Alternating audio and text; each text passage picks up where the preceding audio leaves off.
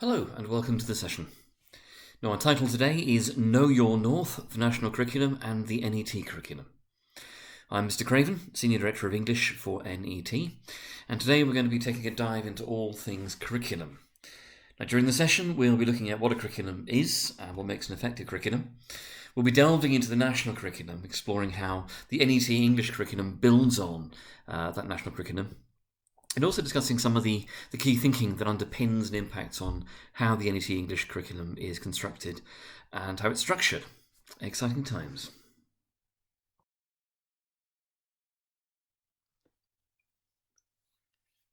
So what is a curriculum? Now, for the Cambridge Dictionary, a curriculum is defined pithily as the subjects studied in a school, college or other educational establishment, and what each subject includes. For them, it's synonymous with programme or syllabus.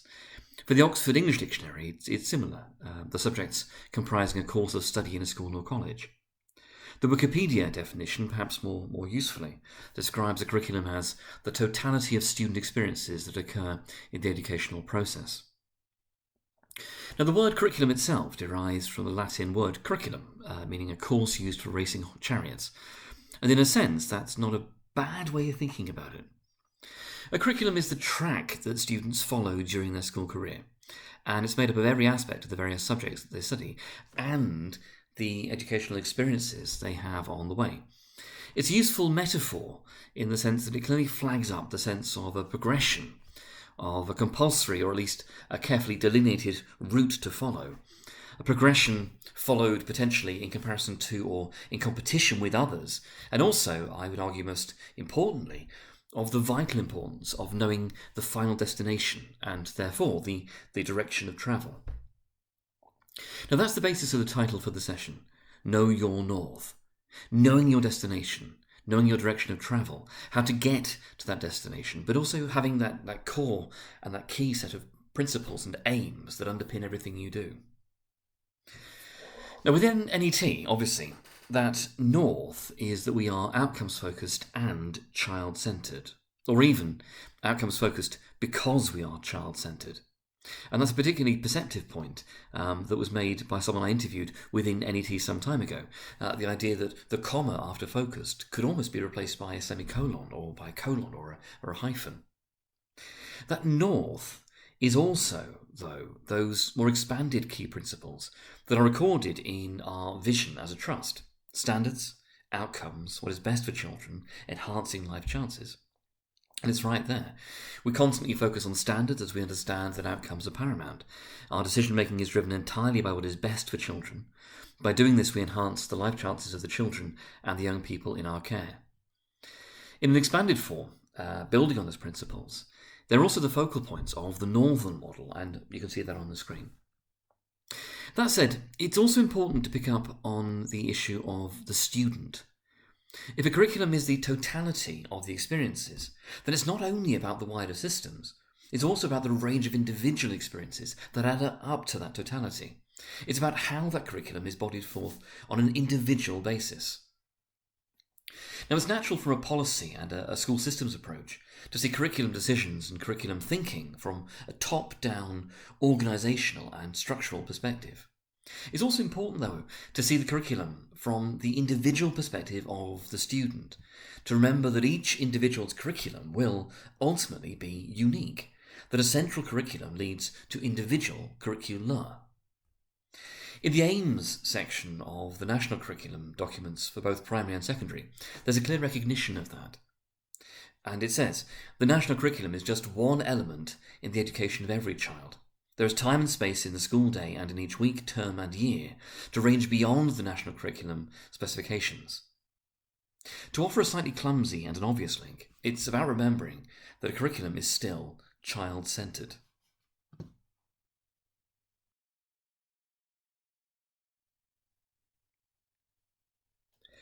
Now let's start broad and pick up on that top-down perspective from a wide view. The national curriculum. So where do we stand with the national curriculum and how did we get here? Now, as you'll no doubt know from teacher training, the national curriculum for England, the first one that was produced, was the Baker curriculum, which was introduced back in 1988. So, yes, quite recently, for those of you who are my age. It was the result of a national conversation sparked in large part by a speech back in 1976 by Prime Minister James Callaghan. And in that speech, he referred to many of the threads that are still woven into curriculum debates now, some of which still haven't been resolved, to equip children for a lively, constructive place in society, and also to fit them to do a job of work. And Callaghan was very clear that both of those things were essential. It wasn't just one or the other. Another thread was the idea of basic literacy and basic numeracy. Another was of developing lively inquiring minds and an appetite for further knowledge that will last a lifetime. And as a fourth one, mitigating as far as possible the disadvantages that may be suffered through poor home conditions. Now, the Deering Review led to a slimmed-down curriculum published in 1995, and that was followed by a new national curriculum in 1999 that reduced content in foundation subjects to allow a greater focus on English, maths and science. There were more changes in 2008 intended to allow greater flexibility by adjusting and rebalancing sections of the content.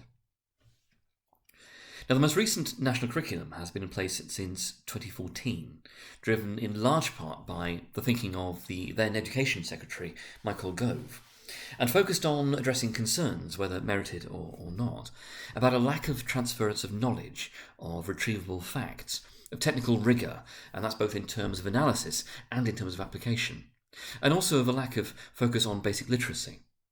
For English, the changes meant there was no longer any coursework assessment. There was a greater focus on classics written by English writers, with, from the point of view of many teachers at the time, a much narrower view of what English meant in the terms of English writers.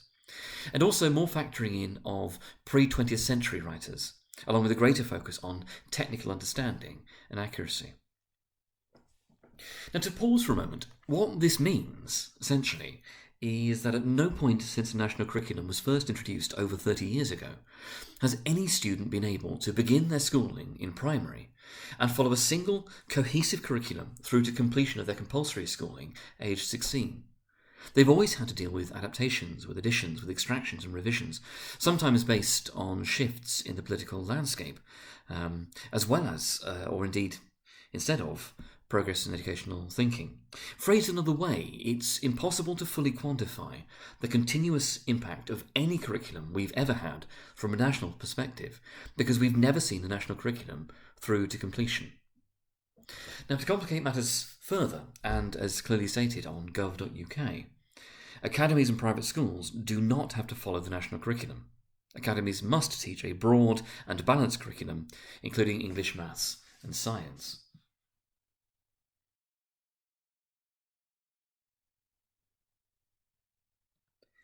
Now, that said, there are certain ongoing key tensions and debates that we can pick out from the process as a whole, including the continuum of schooling and the relationship between the key stages, including those shifts from Key Stage 2 to Key Stage 3 and from Key Stage 3 to Key Stage 4.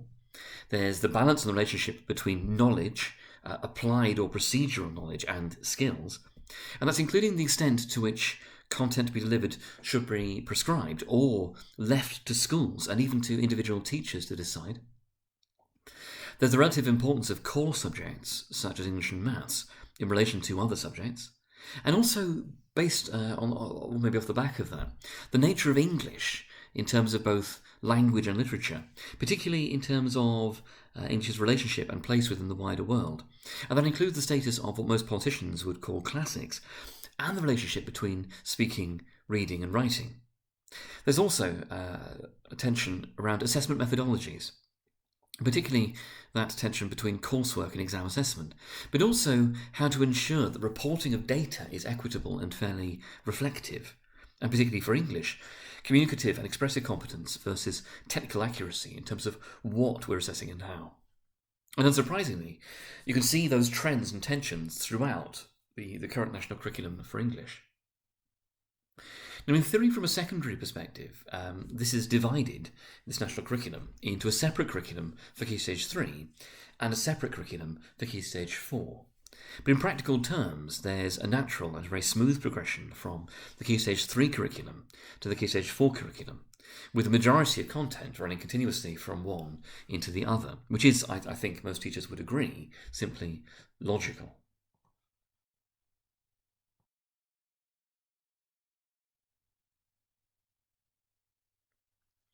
Now, it isn't possible to run through the Key Stage 2 curriculum, here at least, in anything even vaguely approaching the depth that it deserves. However, we can aim for a quick overview. Particularly when we're looking at students in years 7 and 8, it's very much worth knowing what goes on in our primary schools in terms of content and skills being delivered, and in terms of how it's being delivered. Now, as a starting point, we mentioned briefly the idea of the continuity across Key Stages 2 to 3 and across 3 to 4.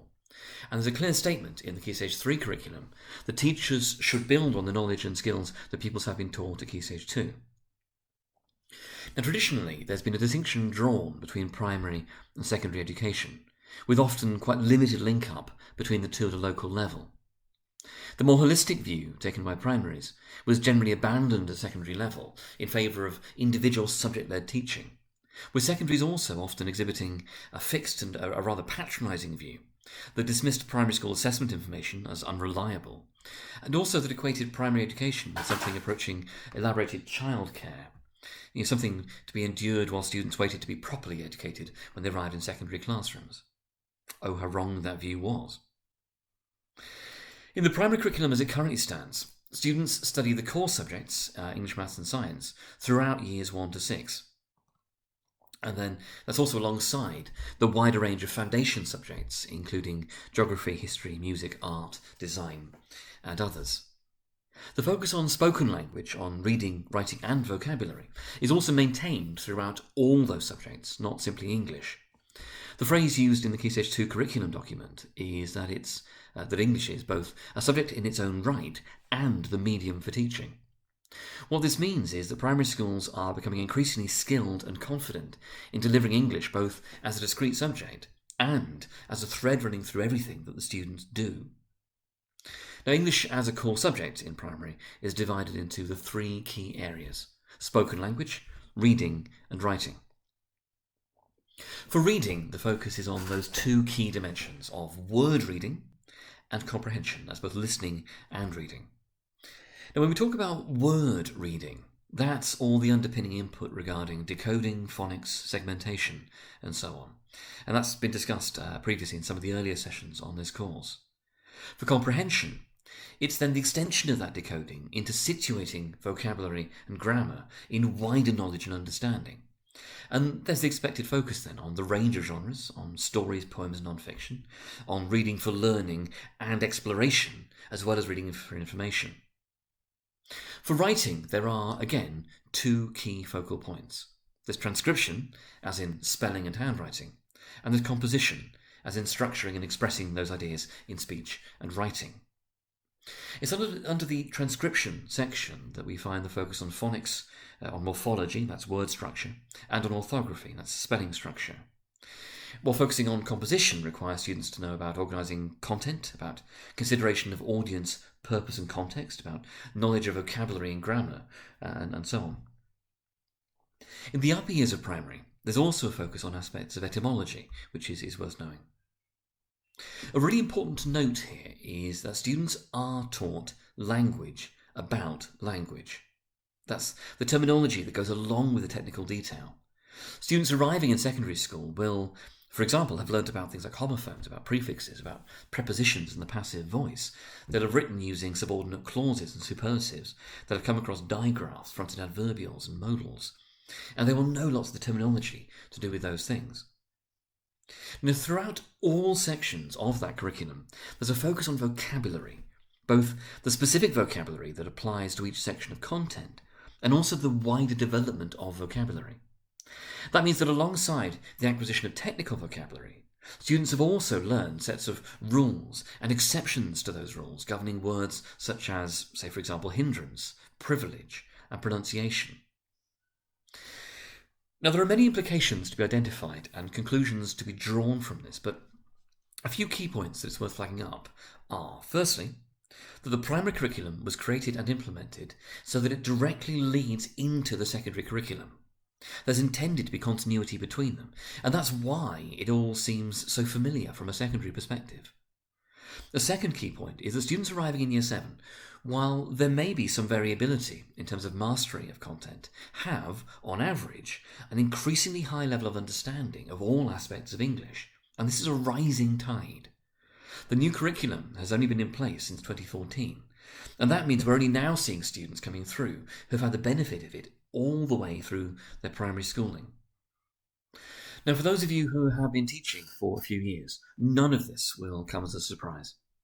In Year 7, we've all noticed the higher level technical terminology that many of the students increasingly know and increasingly understand and are able to apply. We've all heard of students reading texts in primary school that just a few years ago would have been a class reading text in Year 7 or 8. Many of you will also have heard concerns from parents and from primary teachers that students arriving in secondary are not being sufficiently challenged based on where they've come from. And that's without going into the relative merits of those complaints here. Now, all of that means that our teaching in secondary, that our curriculum needs to build on the learning that's already taken place, including learning from effective teaching methodologies and tactics at primary level. It also needs to ensure that we raise our challenge, our expectations, to match the ability and the understanding of our students, including adapting year on year to match their changing understanding and needs. And finally also we need to support those arriving from primary who haven't kept pace with their peers.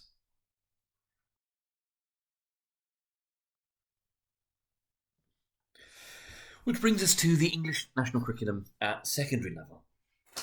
Now, when we talk about the Key Stage 3 and 4 National Curriculum, we're really talking about the English programmes of study for Key Stage 3 and 4, though there are some overlaps with other subjects, especially in terms of technical accuracy marks. Now, in the opening comments, the Key Stage 3 programme of study clearly flags up the importance of English. There's a reference to the preeminent place in education and in society. It also flags up the relationship between speech and written expression, speak and write fluently, and also of reading and listening. It mentions the importance of English from a developmental perspective, we see, to develop culturally, emotionally, intellectually, socially and spiritually, and also the importance of literature in developing those topics. There's even space for them to signpost the issue of language poverty, and that's in the reference to who do not learn to speak, read and write fluently and confidently are effectively disenfranchised. Now, in terms of knowing your North, the curriculum does include some key aims, including, in a paraphrased version, reading effectively and often and for different purposes, writing effectively and for different contexts, purposes and audience, wide vocabulary, understanding of grammar and genre, purpose and audience, appreciation of the rich and varied literary heritage, discursive confidence, including speech for different purposes and audiences. And this translates then into content being sectioned off into 4 key sections: reading, writing, grammar and vocabulary, and spoken English. So far, so straightforward.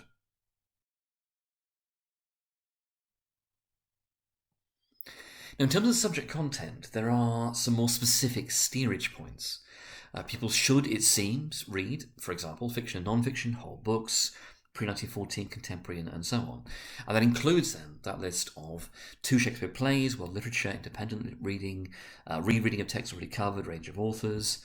It gives this idea of it being in order to learn new vocabulary and learn how to decipher unfamiliar vocabulary, to make inferences and references, and so on.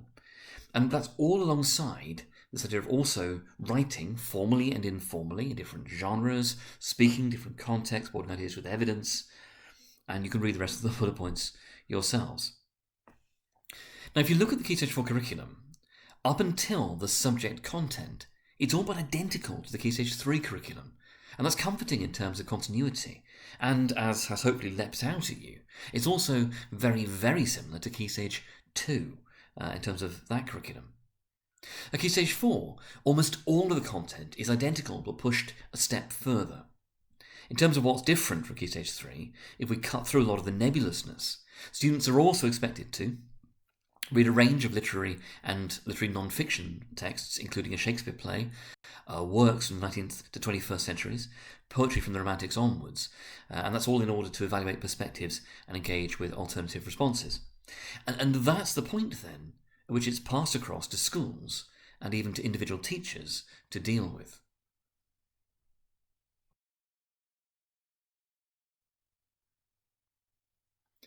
The intention behind the Key Stage 3 and 4 division is that each key stage ends with a key point of transition. For Key Stage 3, this was, until 2008, the externally marked Key Stage 3 tests for English, making, at least for the core subjects, 7 to 9, in terms of year groups, automatically Key Stage 3, and years 10 and 11, ending in the GCSE exams, automatically Key Stage 4. Now, from 2009, the key transition data collected has consisted of lower profile and lower pressure teacher assessments, although it is still collected and collated. Now, because of this shift from 2008 onwards, many schools and academy trusts chose to restructure the Key Stage 3 and 4 split, so the Key Stage 3 became years 7 and 8, and years 9 to 11 became Key Stage 4. Now, this was also linked to many schools shifting across to early entry for one of the English GCSEs at the end of Year 10. Some went even further, with students from Year 7 upwards taught using GCSE criteria, assessment methods, and so on. And that's clearly a very abrupt and intensive change from their primary school experiences. So, we have these three models. Model 1, Key Stage 3, Year 7 to 9, Key Stage 4, Years 10 to 11. Model 2, Key Stage 3, Years 7 to 8, Key Stage 4, Years 9 to 11, and Model 3, a single through line running from Years 7 to 11. Now, with the changes to the Ofsted inspection framework as of May 2019, it was made clear that while Ofsted focus intensively on curriculum issues, there's no judgment from their point of view to be made relating to the curriculum split. It's about the quality of the curriculum as a whole. Now, there are arguments for all three of these, with some still very strong opinions appearing on every side. The first model ensures that students are given a thorough grounding in the basics of the subject, and it also prevents, in theory, the teaching of English simply becoming an exam factory in which we grind out grades rather than evolving understanding. However, critics would point to the perceived ridiculousness of artificially avoiding GCSE content and assessment methods for 3 years simply to avoid the perception of exam drilling. And that's not to mention the danger of students learning without a clear end point to aim for, such as their GCSE exams. There's also the age-old danger of the dip year, with Year 8 often seen as exactly that, and that was historically a key issue. Now, the second model, where Key Stage 3 is accelerated, was often put into place so that schools could enter students in Year 10 for one of their English GCSEs, and that was usually literature. And that was allowing, in theory, more intensive focus in Year 11 on the other English GCSE, usually language. Now, particularly prior to the Gove reforms of 2014, this meant that English literature, valued less, could be pushed out of the way with language, the priority subject then being language in reporting and league tables, and being prioritised to fit that.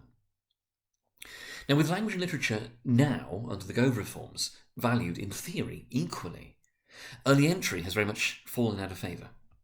Results were often weaker for whichever GCSE had been entered early. Concerns were raised widely about the impact on students educationally, emotionally, and psychologically in terms of experiencing GCSE pressure earlier than intended and for a continuous period of time across the 2 full years of GCSE. And there was also the basic issue of completing a curriculum intended to last until 16, a year earlier. I mean, after all, the line of questioning went, what could those students have achieved given an extra year? From an FE perspective, there's also the issue that students sitting at GCSE in Year 10 were far less likely to pick the subject up again in Year 12, and they often struggled more even when they tried to. Now, part of the rationale for the new curriculum, expressed clearly also through exam specifications, was that English language and English literature work best when taught together. They function holistically, and also when the overlapping and the mutually enriching skills were emphasised. And again, splitting off the two subjects too early and too abruptly went against that, clearly out of step with new thinking. Now, the third model, of a continuous through line in terms of subject and exam content and skills from Year 7 up to Year 11, has quite a lot of support on its side. After all, the Key Stage 2, 3 and 4 curricula flow naturally from one to the other. And rather than arbitrarily inventing assessment criteria and methods to avoid the appearance of GCSE, something many schools felt pressured to do under the old inspection regime, Students can instead be continually judged using and familiarised with exam question formats and strategies throughout their secondary career, and also then with a clear endpoint giving something to aim for from arrival in Year 7 through to departure in Year 11. In addition, having the commonality and continuity across the 5 years allows for clear, accurate tracking of learning and performance across those years, and gives a completely open scope for mapping content and skills, including revisiting, deepening, and so on. Now that's the positive. Obviously, the flip side is that there are some obvious potential issues. After all, if not handled carefully, rather than a continuum, the model can easily slip into a 5-year Key Stage 4. In one extreme example, a real case, I came across an academy teaching the same Shakespeare play for 5 years, meaning that students didn't get the breadth of coverage that the Key Stage 3 and 4 national curricula had intended. And that's quite apart from the utter dullness of that and the destructive impact it has on loving the subject. Now, dropping criteria and assessment methods intended for 16-year-olds down to using classrooms with 11 and 12-year-olds can be very challenging and also very disheartening for younger students, especially if GCSE grade boundaries were still applied in order to make the data informatively meaningful.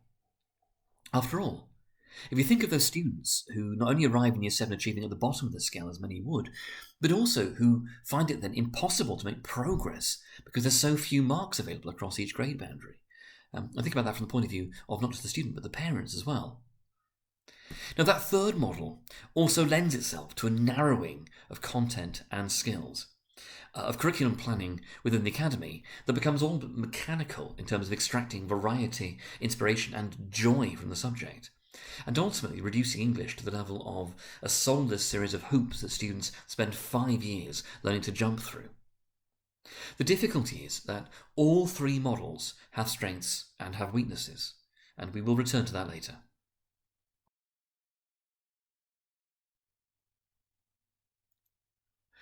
All of which brings us to discussing the NET English Curriculum. Now, conversations about the NET English Curriculum go back to the earliest days of NET, although work in earnest in terms of attempting to achieve some kind of common approach date back to around 2017. Now, early movement focused on Key Stage 4, with some academies moving across to AQA, the exam board that all NET students certificate in English for GCSE. Common text choices for literature was also an issue that was discussed and agreed, with all NET academies either studying or moving across to study the power and conflict poetry, and academies also moving across to one of the 2 options now offered at GCSE for each of the other sections.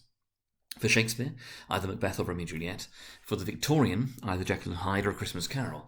And for the modern, either Inspector Calls or DNA.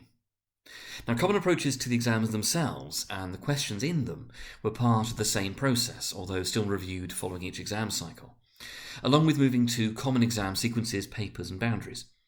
By 2018, academies across NET were also moving across towards parallel coverage of content across the trust, though with academies still using their own schemes alongside some limited sharing between schools.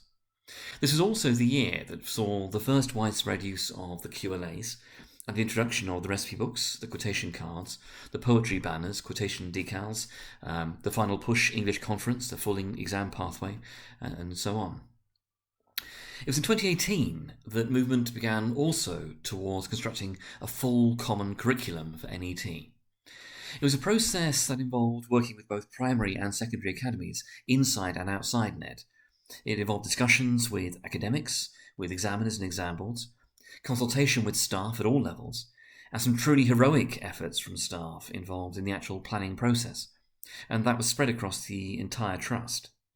Some of the materials were in place for the academic year for 2019 to 2020, but with the full curriculum first being implemented from September 2020 onwards.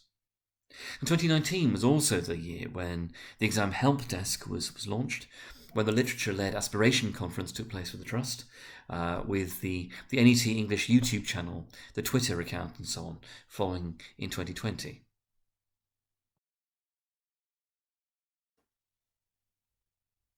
So, we've got programmes of study for English for Key Stages 1, 2, 3 and 4 that specify some content. We've got a common exam board and text choices at Key Stage 4 to offer some steerage. some common approaches to GCSE questions in place. But where do we begin with planning a 7 to 11 curriculum for the NET academies? And let's not forget, planning an English curriculum that can then become each academy's English curriculum, each class teacher's English curriculum, and each individual student's English curriculum. After all, a central curriculum, in terms of top-down planning and resources, isn't the completed puzzle. That happens when it's delivered in academies, in classrooms, and for students. Now, a key starting point in all conversations was to both follow and to build on the national curriculum, unsurprisingly. And if you work through the NET curriculum, you'll notice that every aspect of the national curriculum is covered in the designated timeframes, with the Key Stage 3 curriculum covered in Years 7 to 9, and the Key Stage 4 curriculum covered in Years 10 to 11. In terms of the Key Stage 3 and Key Stage 4 split, in NET, the decision was made trust-wide for all subjects that Key Stage 3 would consist of Years 7 to 9, with Key Stage 4 consisting of Years 10 and 11. Now, for some subjects, this meant a clear division in terms of content. Certain topics could only be covered in Years 7 to 9, or in Years 10 to 11. Certain skills would only appear in one or the other. For English, this isn't really the case. The Key Stage 3 and Key Stage 4 programmes of study at a national level aren't different in terms of content, but in terms of levels of challenge and escalating complexity. To return to the earlier questions about the split, this means that we can benefit from the strengths of all three models. We can use Years 7 to 9 to build content and skills and to bridge the gap from primary to secondary. We can use Year 9, still part of Key Stage 3, to bridge the gap to Key Stage 4, with some GCSE content dropped down, but still using Key Stage 3 teaching structures and styles and assessment methods. And also moving into more distinct language and literature teaching from Year 10 to 11 and using GCSE assessment methods at that stage. In a sense, Year 7 to 9 remain Key Stage 3, but also with Year 7 to 11 functioning as a continuous process and programme of study. This also links to the treatment of language and literature as discrete subjects. It's clear from the programmes of study and also from even a cursory glance at some of the support materials on offer on AQA's website. For example, as you can see on the screen, integrated English language and English literature, skills-based English language and English literature to inform English language study, and there's many more. And what you can see from that is that the two subjects are intended to cross-fertilise. They're intended to function holistically. And again, this should be clearly evident in the way that the 7 to 11 curriculum is planned. The overlapping skills run through every scheme, with, in theory, language content running through superficially literature schemes, and vice versa. The two are integrated throughout, which is why there's, for example, some non-fiction information extraction in the Year 7 Shakespeare scheme. There's also a need to think from a top-down perspective. How do we ensure that students arriving at the end of Year 11 have been equipped with the knowledge and skills they need to succeed in their exams? Now again, this links back to the Key Stage 3 and 4 split question, and also the opportunity that a properly planned curriculum provides to layer up the learning and skills from Year 7 right up to Year 11. And then that can move beyond skills to authors, concepts, key themes, vocabulary. The possibilities are endless. Now, before moving into the specifics, it's worth flagging up a few remaining areas of focus in the thinking that underpinned the NET English curriculum. One is about the nature of learning itself. Now, old-fashioned curriculum models often relied on simply covering topics once and then assuming that knowledge and skills would be retained until they were revised just before the assessment. As has become clear from an embarrassment of research over recent years, this simply isn't the case. Students learn best when materials are phased, revisited, interspersed with interweaving and interleaving, and so on. The most effective visualization for this has been, I would argue, an inverted spiral, with the common line beginning broad and then tightening up to the final point. There's also the need for this to function both across each year and across all 5 years. And that's so that the learning builds and escalates both horizontally across years and vertically across all the years. Another key point is about the nature of students generally, and specifically those in our NET academies. Now, there have been, again, numerous studies linking social deprivation with linguistic and sociocultural deficits. And there are many students in NET academies who fall into precisely that category. Students who are disadvantaged not in terms of basic ability, but in terms of a lack of the vocabulary and the experience that would allow them to have more nuanced thinking and expression. And that's in addition to the lack of the cultural currency aspects to which students of the same age across the country have had access. So, if we cut through all that, down to our list. National curriculum and more. 7 to 9, 9 to 11 and 7 to 11, planning and continuity. Key stage 2 to 4, continuity. Top-down planning and mapping of content and concepts. Interweaving, interleaving and spiralling of curriculum content. And addressing of linguistic and sociocultural gaps. And that's kind of our key focal list of thinking points. And that's without even touching on skills for life and functional literacy, building a culture of reading, coordination of overlaps and useful points of intersection with other subjects, and the wider consideration of careers, SMSC, and so on.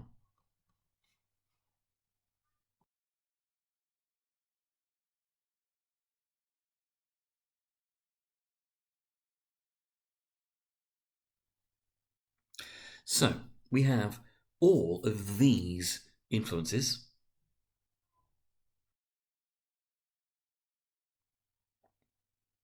leading us to this map. Now, as you can see, years 7 and 8 are organised chronologically, working from the earliest topic from a historical perspective, that's Shakespeare's plays, through poetry across time, to Victorian literature, to non-fiction from the 19th century to the modern day, to modern fiction, and then to the application of all those skills in terms of writing. This order also allows the skills to build, with the analytical skills applied to Shakespeare's plays also transferring to the poetry study in terms of the closest match, and the prose studied alongside the poetry transferring to the Victorian fiction, which leads to Victorian prose non-fiction, which leads to modern non-fiction, which transfers to the modern fiction, and we can see the skills then flipped at the end of that into the writing.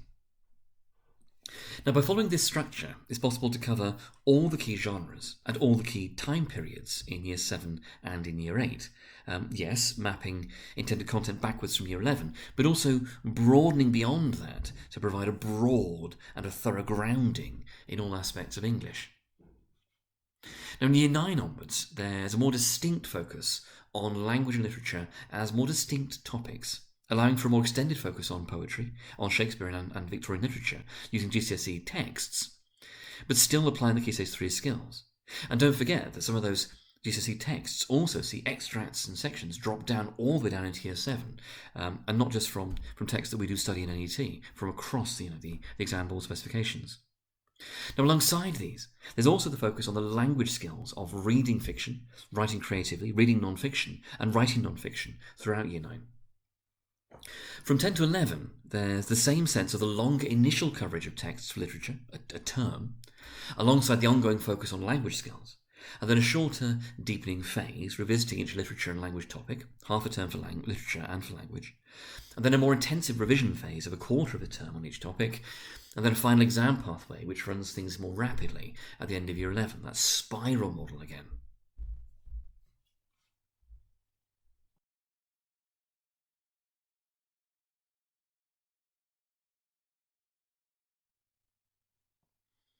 This way, content is phased, revisited, logically sequenced, and builds throughout Year 7 to 11. Now, for the Shakespeare element, for example, you'll see that it runs at the beginning of Year 7 and 8, and can be tracked into Year 9, into Year 10, and into Year 11, with the same applying for every topic that is studied.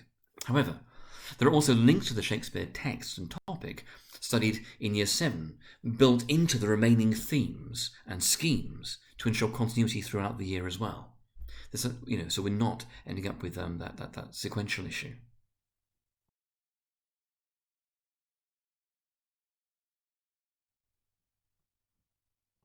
From Year 7 to 9, this then allows us to offer greater breadth through various methods, aiming for greater depth in Key Stage 4. Now, to avoid the whack-a-mole issue, which I tend to call it, which is where we focus on one topic and ignore all others, to the point where the other topics are simply forgotten, and also to enable us to do interleaving and interweaving. Key Stage 3 topics then treat the core text, if there is one, so let's say A Midsummer Night's Dream, as the central component or the hub around which the other genres are linked. So here, for example, we have prose, poetry, and non-fiction links, as well as the key language and literature skills that are being addressed.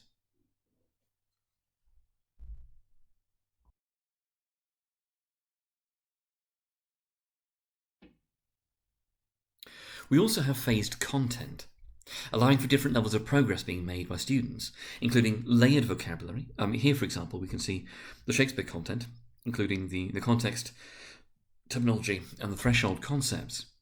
And for Year 7, there's a set of content.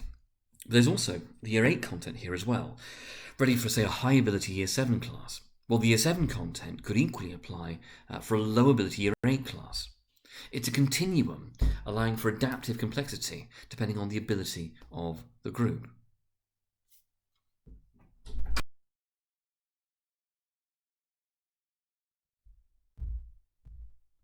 Now, the same applies in terms of the vocabulary. There are sets of vocabulary on offer which run throughout all schemes from Year 7 to 11. They're organised thematically around these 7 key concepts on the left-hand side there, these key themes, which run throughout all the topics and texts that we study in the curriculum, meaning that all students are building their conceptual understanding throughout the curriculum from 7 to 11, alongside their vocabulary. You'll notice that some of the vocabulary is in red. Now, these are words that are featured in the Key Stage 2 vocabulary lists, allowing for continuity from Key Stage 2 to 3 and beyond. You can also see on the right-hand side a profile of one particular concept being tracked through the various texts and the different Key Stage 3 and 4 sections.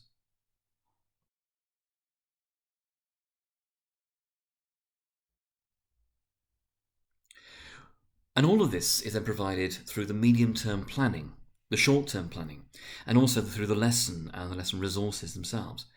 Now, what this means is that all the various ingredients are provided to address those key topics. So the entire national curriculum is included, it's integrated, and it's built on at both Key Stage 3 and Key Stage 4, with Key Stage 2 curriculum content built into Key Stage 3 planning.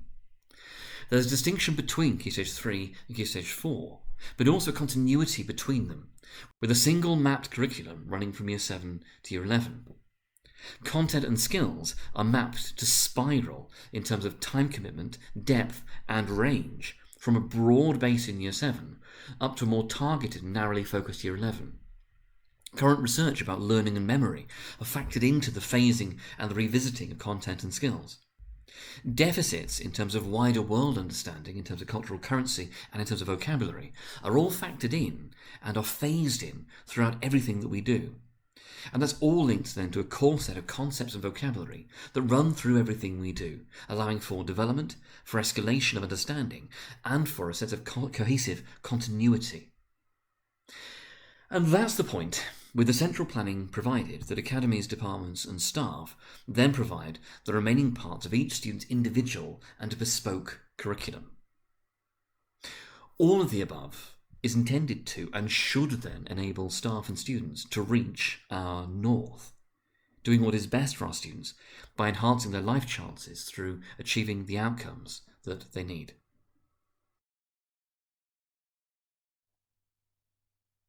And that's all for this session. Now, obviously, it's impossible to factor in every single angle on curriculum planning, and there's exponentially more that we could do, but hopefully that's given you some insight and some food for thought. I've listed a few useful texts, as you'll see on the screen, that are definitely worth checking out. Some are specifically about curriculum, some have a broader scope, and some are simply worth checking out for anyone involved in education, with, as ever, a particular plug for The Extraordinary Visible Learning by John Hattie, which should be on any and every teacher's reading list. Now, thank you very much for your time. As ever, if you have any questions, please do direct them to the link director for your academy, or do feel free to drop me an email. Take care.